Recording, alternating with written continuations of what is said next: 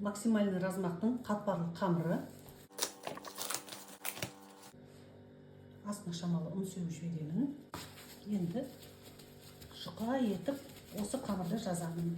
Оқтау керек болады.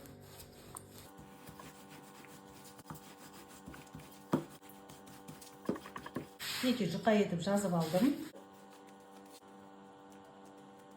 Бұл жерде уралышка ранеткалар. Осылардан салып шығамын.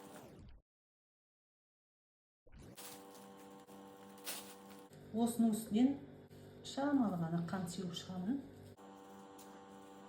Алманың үстінен корица себемін.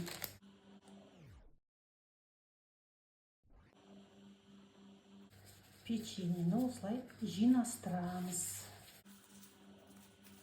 Шеттерін жинайық.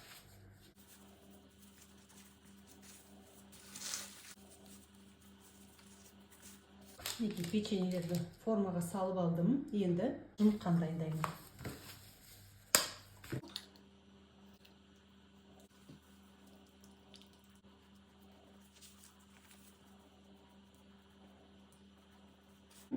Енді 180 градуста қызып тұрған духовкаға жарты сағатқа қоямын. Тәттілерді духовкадан шығарды. Үстінен жайлап қанттың ұнтағын сеуіп шығамын.